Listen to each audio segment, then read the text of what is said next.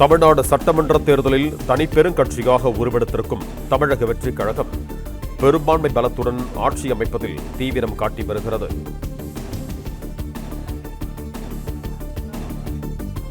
மூன்று முறை ஆளுநரை சந்தித்த விஜய் ஆட்சி அமைக்க உரிமை கோரிய போதும் 2 இடங்களால் பெரும்பான்மை கிடைப்பதில் சிக்கல் நீடிக்கப்பட்டிருக்கிறது. இந்நிலையில் இன்று மாலை 4 மணிக்கு விசிக தனது முடிவை அறிவிப்பதாக தெரிவித்திருக்கிறது. காங்கிரஸ், இந்திய கம்யூனிஸ்ட், மார்க்சிஸ்ட் கம்யூனிஸ்ட் ஆகிய கட்சிகளின் ஆதரவுடன் தமிழக வெற்றிக் கழகத்தின் பலம் 116 உள்ளது. இது தொடர்பான கூடுதல் விவரங்களோடு இணைகிறார் எமது செய்தியாளர் பாண்டியராஜன். வணக்கம் பாண்டியராஜன், உங்களிடம் இருக்கும் தகவல்களை சொல்லுங்கள்.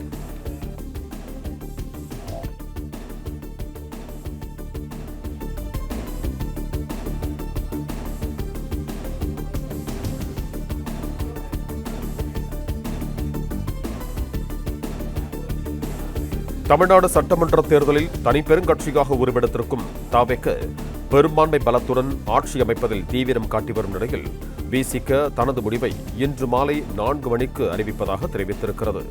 கூடுதல் விவரங்களோடு இணைகிறார் எமது செய்தியாளர் பாண்டியராஜன். பாண்டியராஜன், நீங்க தொடரலாம். தமிழகத்தின் தனிப்பெரும் கட்சியாக உருவெடுத்திருக்கக்கூடிய தமிழக வெற்றிக் கழகம் எம்எல்ஏக்கள் தற்போது இருக்கிறார்கள். பெரும்பான்மையுடன் அவர்கள் ஆட்சி அமைப்பதற்கு பிற கட்சிகளுடைய ஆதரவை அவர்கள் கேட்டிருந்தார்கள். இந்நிலையில்தான்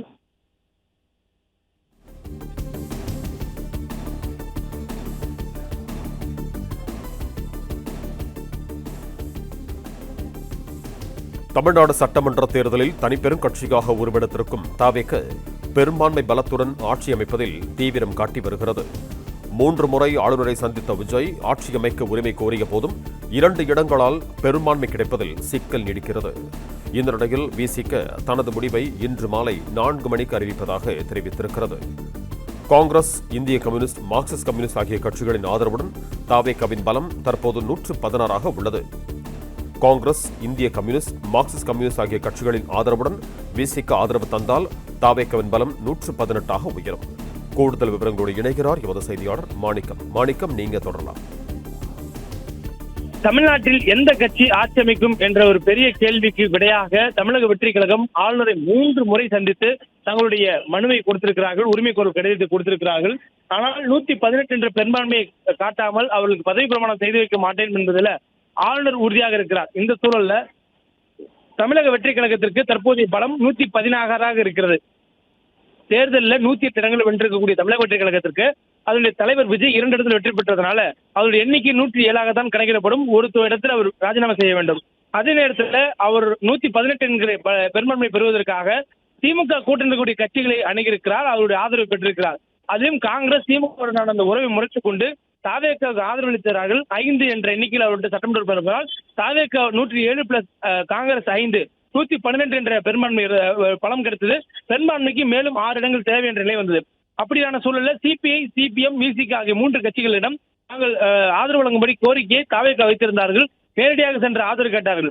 அப்படியான சூழலில் சிபிஐ, சிபிஎம் கட்சி அவர்கள் கட்சிக்குள்ளான ஆலோசனை முடித்துக் கொண்டு நேற்றைய தினம் தவேகாவுக்கு தங்களுடைய ஆதரவை வழங்கினார்கள். இதன் மூலமாக 116 தமிழக வெற்றிக் கழகத்தினுடைய சட்டமன்ற உறுப்பினருடைய ஆதரவு பலம் உயர்ந்தது. அதாவது கம்யூனிஸ்ட் கட்சிகள் 2 கட்சிக்கும் தலா 2 சட்டமன்ற உறுப்பினர்கள் இருக்கிறார்கள். காங்கிரசுக்கு 5 சட்டமன்ற உறுப்பினர்கள் இருக்கிறார்கள். மொத்தம் 9 சட்டமன்ற உறுப்பினருடைய ஆதரவோடு தமிழக வெற்றிக் கழகத்தினுடைய சட்டமன்ற உறுப்பினருடைய ஆதரவு பலம் 116 உயர்ந்தது. அடுத்த 1 மணி நேரத்தில் அதிரப்போகும் தமிழகம் காத்திருக்கும் விஜயம் என்ற அளவுல பல்வேறு வகையில் அவருடைய பேச்சுகள் அமைந்திருந்தது. ஆட்சி அமைக்க போகிறோம், நாளை தினம் பதவியேற்பு என்ற ஆனந்தத்துல தமிழக வெற்றிக் கழகத்தினுடைய தொண்டர்கள் இருந்தார்கள். இந்த சூழல்ல தமிழ்நாடு சட்டமன்ற தேர்தலில் தனிப்பெரும் கட்சியாக உருவெடுத்துள்ள தவேகாவுக்கு பெரும்பான்மை பலம் கிடைப்பது மேலும் ஒரு தாமதமானது. காரணம், விடுதலை சிறுத்தைகள் அதிகாரப்பூர்வமாக தன்னுடைய ஆதரவு கிடைத்தது இதுவரையிலும் தமிழக வெற்றிக் கழகத்தை வழங்கவில்லை. அதே நேரத்தில் அவர்கள் இந்த கடிதம் என்பது அதிகாரப்பூர்வமாக கொடுத்ததுக்கு பிறகுதான் 118 என்ற எண்ணிக்கைக்கு உயரும். அதன் பிறகு ஆளுநர் அவர்களுக்கு பதவி பிரமாணம் செய்து வைப்பார்.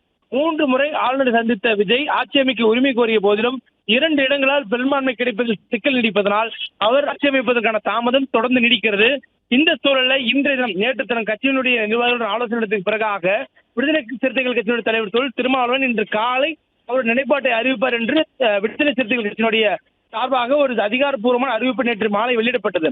அதற்கு பிறகு இன்று காலை நேரத்தில் திருமாவளவன் அவர்கள் செய்தியாளர் சந்திக்க வருவார் என்று பெரிதும் எதிர்பார்த்து காத்திருந்த நேரத்தில் இப்போது வந்து விடுவார், இன்னும் சில மணி நேரத்தில் வந்து விடுவார், சில நிமிடங்களுக்கு வந்து விடுவார் என்ற தகவல் கொடுத்து வந்த விடுதலை சிறுத்தைகள் பிளே ஸ்டோர் மற்றும் ஆப் ஸ்டோரில் இருந்து பாலிமர் செயலியை QR கோடு மூலம் பதிவிறக்கம் செய்யுங்கள்.